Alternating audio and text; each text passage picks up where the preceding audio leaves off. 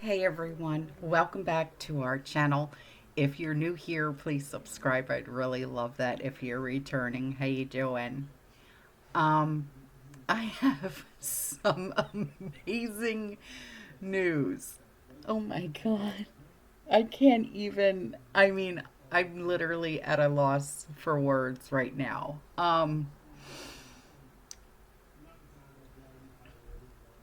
Okay, so right now it's 7:30 at night and it's Monday.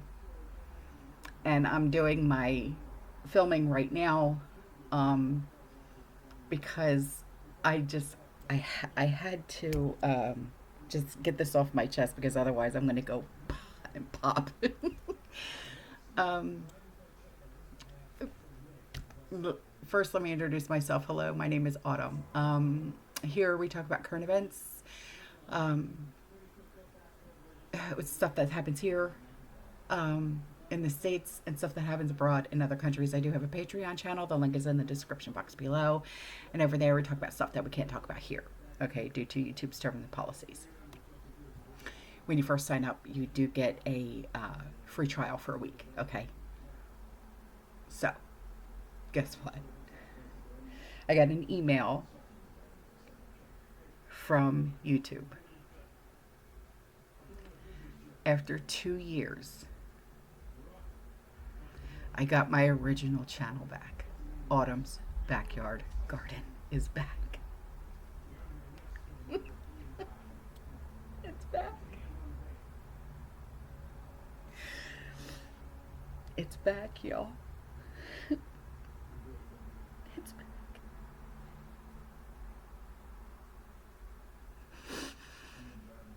I am so stoked right now.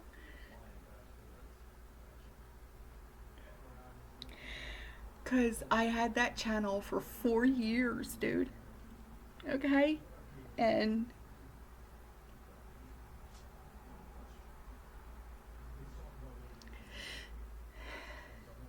then it was just gone just like that. Because if you remember it got hacked. Remember when everybody's channel was getting hacked because of that Elon Musk thing? And then it got taken down because they said that I had too many strikes. And I'm like, wait a minute. And the last time I uploaded there was March of 2023. So it's been 2 years. And I finally got it back.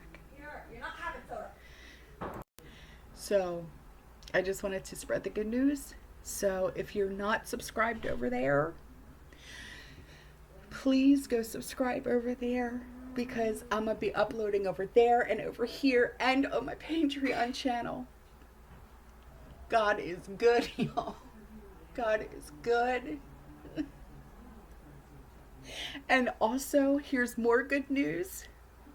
My son and my daughter-in-law are having a girl. Yes, sir. They're having a girl. She is due September 12th. So,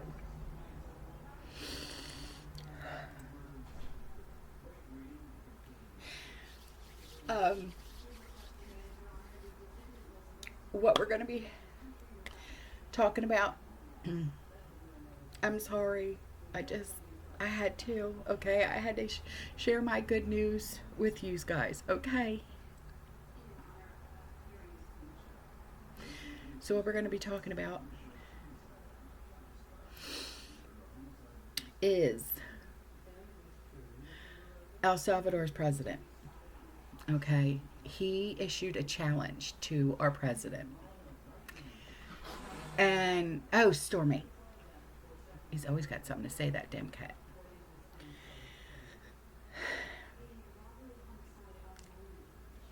When he went to the White House, this was not for like a photo op, okay? Because let me tell you what, President from El Salvador is a good looking man, okay? It was more like a mission briefing. And while at the White House, he looked at our president dead in the eye and he said this: you have 350 million people to liberate. And it's not like he was talking tough, like he wasn't being like, like a brute or anything, because he has the results to prove what can be done, right? He literally became the president of the murder capital of the world. Well, that's what journalists were calling it. Okay, I'll just say that. And he turned it into the safest country in the Western Hemisphere. And that's no lie. That is literally statistics and all. Critics will say and complain about the mass arrests, but that one single man turned literally the scariest place on earth into the safest place on earth. So the El Salvadorian president, of course, fired back at the critics. And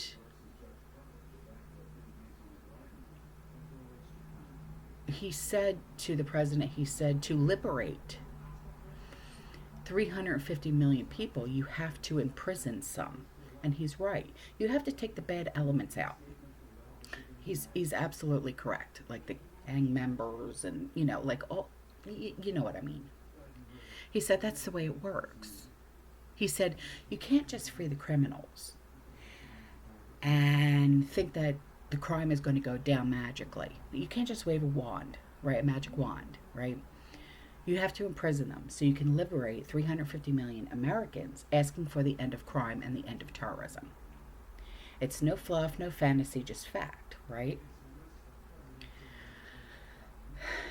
In my eyes, this is what happens when real leaders speak truth. And hopefully, I think that America is finally ready to listen. And we're very eager to help. We know that you have a crime problem, a terrorism problem that you need help with. And we're a small country, but if we can help, we will do it. And we actually turned the murder capital of the world, that was the journalists call it, right? Murder capital of the world, into the safest country in the Western Hemisphere. And, if sometimes they say that we imprison thousands. I like to say that we actually liberated millions. So, That's very good. Who gave him that line? Do you think I can use that? Yes. And in fact, Mr. President, you have 350 million people to liberate. Yeah. But to liberate 350 million people, you have to imprison some. That's the way it works, right? You cannot just, free the criminals and think crime is going to go down magically. You have to imprison them so you can liberate 350 million Americans that are asking for the end of crime and the end of terrorism. And it can be done. You're doing it already. And I'm sure that people have seen the change in the streets. A long way to go because you're just initiating your second term. But it's clear that, with the numbers at the border, even in Democrat-run cities, they get a help from the work you're doing. So I'm really happy to be here, honored, and eager to help. So, back to the critic part. So when the El Salvadorian president, he exposed the journalists from CNN, right, in front of millions of people who were watching to see this. And, just take a listen to what he had to say. And I was just like, yeah, that type of thing. Because CNN, MSNBC, all like the liberal media, whatever you want to call them. Okay, you use whatever term you want to use. They're always the bashers. They bash. And then they have the balls to, to lie and manipulate.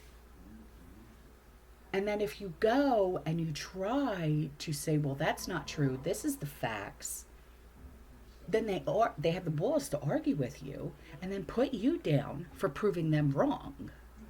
Can President Bukele weigh in on this? Do you plan to return him? Well, I'm supposed suppose you're not suggesting that I smuggle a terrorist into the United States, right? It's I mean, always how can I smuggle? How can I return him to the United States? Like, I smuggle him into the United States, or what do I do? Of course, I'm not going to do it. It's like, I mean, the question is preposterous. How can I smuggle a terrorist into the United States? I don't have the power to return him to the United States. You could release him inside El Salvador. Yeah, but I'm not releasing. I mean, we're not very fond of releasing terrorists into our country. I mean, we just turned the murder capital of the world into the safest country of the Western Hemisphere, and you want us to go back into the releasing criminals so we can go back to being the murder capital of the world? No, that's not going to happen. Well, they'd love to have a criminal, released into our I mean, there's a So, fascination. They would love it. Yeah. They're sick. These are sick people. Marco, do you have something to say about Yeah, I mean, Stephen outlined it. I don't understand what the confusion is. This individual is a citizen of El Salvador. He was illegally in the United States and was returned to his country. That's where you deport people, back to their country of origin. Except for Venezuela, that wasn't refusing to take people back, or places like that. I can tell you this, Mr. President. No, the foreign policy of the United States is conducted by the President of the United States, not by a court. And no court in the United States has a right to conduct the foreign policy of the United States. It's that simple. End of story. And that's what the Supreme Court held, by the way, to Marco's point. The Supreme Court said exactly what Marco said, that no court has the authority to compel the foreign policy function of the United States. We won a case 9-0, and people like CNN are portraying it as a loss, as usual, because they want foreign terrorists in the country who kidnap women and children. But President Trump, his policy is foreign terrorists that are here illegally get expelled from the country, which, by the way, is a 90-10 issue. So then our president, he has multiple, like they were literally like in the Oval Office and they're sitting on those really nice couches and chairs and whatnot. And he has multiple members of his administration, right? And they're all taking turns. And they're literally ripping like the journalists from CNN. And because she had the gall to ask why an alleged, okay, and I say alleged, an alleged MS-13 member was deported back to El Salvador. Well, why do you think? Do you really want these scary people, these creepazoids, who are known for a certain crime, to be out free on our streets to target the vulnerable? Do you really want that? So then you have Pam Bondi, Stephen Miller, Marco Rubio, as well as the El Salvadorian president, all rip this journalist to shreds. Take a listen. Return the man who your administration says was mistakenly Which one is that? deported. The man who was mistakenly deported to El Salvador. Well, let me ask Pam, would you answer that question? Sure, President. First and foremost, he was illegally in our country. He had been illegally in our country. And in 2019, two courts, an immigration court and an appellate immigration court, ruled that he was a member of MS-13 and he was illegally in our country. Right now, it was additional paperwork had needed to be done. That's up to El Salvador if they want to return him. That's not up to us. The Supreme Court ruled, President, that if, as El Salvador wants to return him, this is international matters, foreign affairs, if they wanted to return him, we would facilitate it, meaning provide a plane. So will you return him, And President? you are doing a great job. Thank you. Stephen Miller, wait a minute. Can you just also respond to that question? Because, it's asked by CNN, and they always ask it with a slant, because they're totally slanted, because they don't know what's happening. That's why nobody's watching them. But would you answer that question also, please? Yes, gladly. So, as Pam mentioned, there's an illegal alien from El Salvador. So, with respect to you, he's a citizen of El Salvador. So, it's very arrogant even for American media to suggest that we would even tell El Salvador how to handle their own citizens as a starting point. As two immigration courts found that he was a member of MS-13. When President Trump declared MS-13 to be a foreign terrorist organization, that meant that he was no longer eligible under federal law, which I'm sure you know, you're very familiar with the INA, that he was no longer eligible for any form of immigration relief in the United States. So we had a deportation order that was valid, which meant that under our law, he's not even allowed to be present in the United States and had to be returned because of the foreign terrorist designation. This issue was then by a district court judge, completely inverted, and a district court judge tried to tell the administration that they had to kidnap a citizen of El Salvador and fly him back here. That issue was raised to the Supreme Court, and the Supreme Court said the district court order was unlawful, and its main components were reversed 9-0 unanimously, stating clearly that neither Secretary of State nor the President could be compelled by anybody to forcibly retrieve a citizen of El Salvador from El Salvador, who again is a member of MS-13, which, as I'm sure you understand, rapes little girls, murders women, murders children, is engaged in the most barbaric activities in the world, and I can promise you, if he was your neighbor, you would move right away. So you don't plan But to the ask for Supreme anything Court's to get it asking back? to, And that- what was the ruling that- in the Supreme Court, Steve? Was it 9-0? Yes, it was a 9-0 In our favor. in our favor against the district court ruling, saying that no district court has the power to compel the foreign policy function of the United States. As Pam said, the ruling solely stated that if this individual, at El Salvador's sole discretion, was sent back to our country, that we could deport him a second time. Well, No version of this legally ends up with him ever living here because he is a citizen of El Salvador. That is the president of El Salvador. Your questions about it, per the court, can only be directed to him. I asked ¿Usted lo President liberaría, Bukele, Presidente what is Bukele? can President Bukele weigh in on this? Do you plan to return him? Well, I'm suppose you're not suggesting that I smuggle a terrorist into the United States, right? It's always How can I smuggle? How can I return him to the United States? Like I smuggle him into the United States, or what do I do? Of course, I'm not going to do it. It's like, I mean, the question is preposterous. How can I smuggle a terrorist into the United States? I don't have the power to return him to the United States. But you can release him inside El Salvador. Yeah, but I'm not releasing. I mean, we're not very fond of releasing terrorists into our country. I mean, we just turned the murder capital of the world into the safest country of the Western Hemisphere, and you want us to go back into releasing criminals so we can go back to being the murder capital of the world? And that's not going to happen. Well, they'd love to have a criminal, Yeah, released into I mean, there's a fascination. They would love it. Yeah. They're sick. These are sick people. Mark, do you have something to say about Yeah, I mean, Stephen outlined it. I don't understand what the confusion is. This individual is a citizen of El Salvador. He was illegally in the United States and was returned to his country. That's where you deport people, back to their country of origin. Except for Venezuela, that wasn't refusing to take people back, or places like that. I can tell you this, Mr. President. No, the foreign policy of the United States is conducted by the President of the United States, not by a court.